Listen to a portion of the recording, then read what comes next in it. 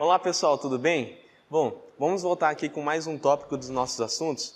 Agora a gente vai abordar, a gente terminou aquela série de videoaulas a parte de adição vetorial. Agora a gente vai começar a parte de subtração vetorial e logo em seguida a parte de multiplicação de um escalar, de um vetor por um escalar.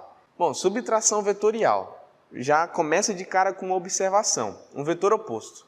O que é um vetor oposto? O vetor oposto possui o mesmo módulo e direção, porém apresenta o sentido contrário ao vetor original. Vamos ver aqui um exemplo. Eu pego o meu vetor A e o vetor oposto ao vetor A é um vetor que apresenta a mesma direção, ou seja, a mesma direção, o mesmo módulo, o módulo aqui no caso é A, só que ele apresenta sentido oposto. Nesse caso aqui, vamos pegar mais ou menos a bússola. Nesse caso, esse vetor está apontando para o noroeste e aqui ele está apontando para o sudeste.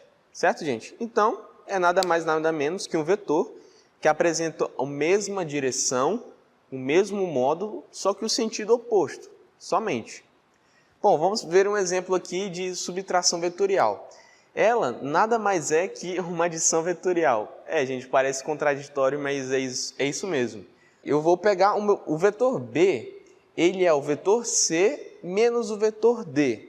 Só que eu posso fazer o seguinte, vocês concordam comigo que isso daqui é exatamente isso daqui? Aqui eu vou tentar colocar uma soma aqui dentro. Então, eu vou pegar o vetor C mais menos o vetor D. E o que acabamos de ver isso aqui em cima? Menos D é o vetor oposto ao D, certo? Aqui o vetor C e o vetor D. O vetor menos D vai ser um vetor assim, só com a mesma direção, o mesmo módulo, só que com o sentido oposto. Então, como é que eu vou dispor os meus vetores para eu poder fazer a subtração vetorial? Eu vou unir as origens dos meus dois vetores e depois eu pego o vetor oposto ao D. Ou seja, vai ter a mesma origem, só que com a mesma direção e o sentido oposto. Então, ele vem para cima. E agora, eu posso aplicar a regra do paralelogramo ou do polígono.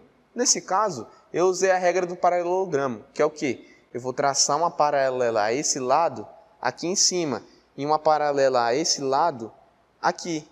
E na união das minhas linhas pontilhadas vai ser a extremidade do meu vetor resultante, que no caso vai partir da origem dos meus dois vetores até o ponto de encontro dessas duas linhas tracejadas.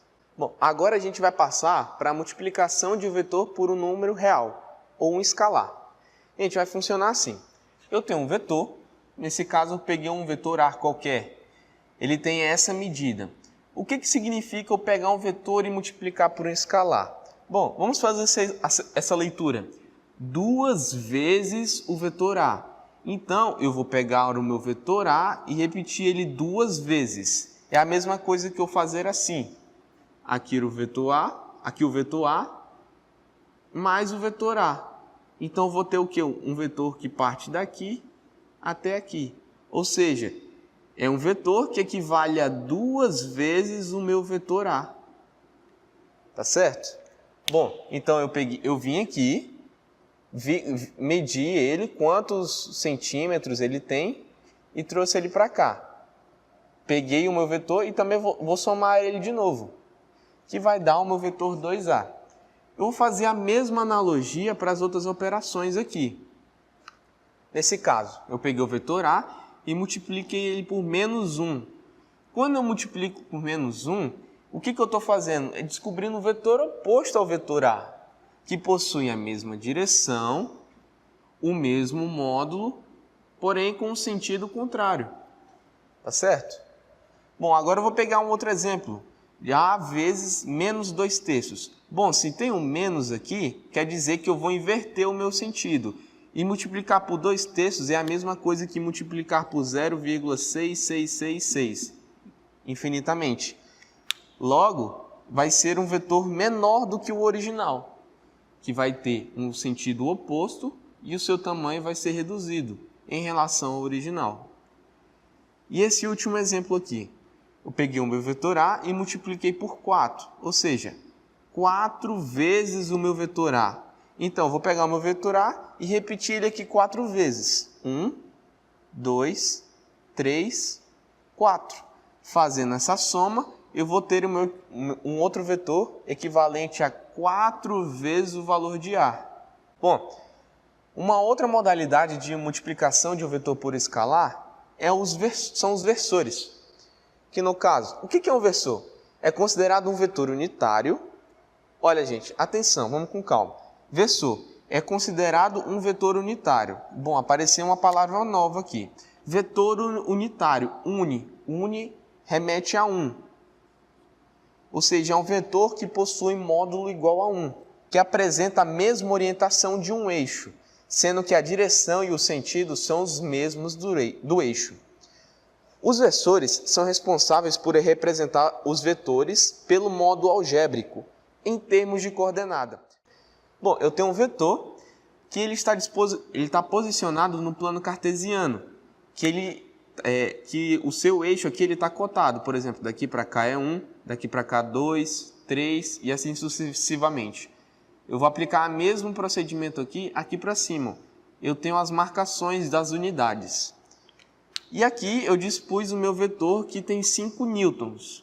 E eu posso decompor ele aqui no eixo x e no eixo y. Certo? De uma maneira bem simples. Eu vou traçar uma reta aqui, uma pontilhada e uma pontilhada aqui também. Quando eu vejo aqui embaixo, olha qual é a componente dele no eixo x. Qual vai ser a intensidade dele? Apenas eu vou contar. 1, 2, 3. Então aqui embaixo eu vou ter um vetor de 3 newtons.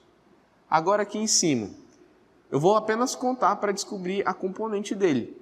1, 2, 3, 4. Então aqui em cima eu vou ter um vetor de 4 newtons. E quando eu decompus ele, a minha força, que seria esse aqui, ela pode ser expressa assim, em termos algébricos. 3i mais 4j. Pronto, decompus o meu vetor no eixo x e no eixo y, através dos meus vetores unitários. Vamos ver, gente. O vetor i é um vetor unitário, ou seja, de módulo igual a 1. Então, daqui para cá tem 1. Não importa se seja metros, newtons, não importa a medida, ele tem um módulo igual a 1. E quando eu pego isso daqui, o que eu tenho que interpretar? Eu tenho 3 vezes o meu vetor i. Então, eu vou pegar o meu vetor i e repetir ele 3 vezes.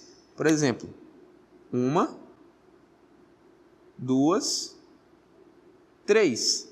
Isso daqui vai ser equivalente ao meu vetor 3i. Tá certo? Agora a mesma coisa para o 4j. O j é um vetor unitário que sempre vai estar disposto no eixo y. E o i é sempre o vetor unitário que vai estar sempre disposto no eixo x. Vamos ver aqui com 4j. J é um vetor unitário, ou seja, tem módulo igual a 1. E se eu multiplicar por um escalar, por exemplo, 4? Quer dizer que eu vou repetir 4 vezes o meu vetor j. Então vai ficar assim. 1, 2, 3, 4. Isso é equivalente a um vetor assim, de módulo 4, de módulo 4j. Tá certo, gente? Então, o que eu fiz aqui? Eu peguei o meu vetor de 5 newtons e decompus ele no meu eixo cartesiano, no eixo x e no eixo y. E essa forma aqui é a forma algébrica desse meu vetor. Ou seja, essa minha forma, eu estou decompondo a minha força em termos de coordenadas. Você pode pensar assim, eu tenho um vetor que está aqui no ponto 3, 3x e 4 em y. Então, se eu tenho um ponto aqui e um ponto aqui, eu quero representar um pontinho bem aqui, ó. Mais ou menos isso, você pode pensar. Bom, agora uma outra dica. É usado quando se tem vários vetores e os mesmos estão dispostos no sistema cartesiano. Eu posso usar esse método dos versores, gente, para poder calcular somatório de forças, ou subtração também, tendo apenas as componentes nos eixos. Vocês podem entender melhor no exemplo que eu vou dar adiante. Mas ei, peraí. Antes de você fechar o vídeo, se eu tiver te ajudado em alguma coisa e você tiver gostado do meu trabalho, por favor, deixa um like. Mas se não tiver gostado, pode deixar um dislike também. Só que com uma condição, se você não tiver gostado, você pode colocar aqui embaixo nos comentários o que você não gostou. Coloca os pontos negativos do vídeo para a gente poder melhorar os vídeos, trazer um conteúdo de qualidade para vocês. Também se inscreva no canal para vocês não perderem nenhum dos nossos vídeos que iremos fazer. Também compartilhe nas redes sociais, no Facebook, Instagram ou qualquer que seja, beleza? Vamos divulgar o conhecimento pro pessoal, galera. Falou!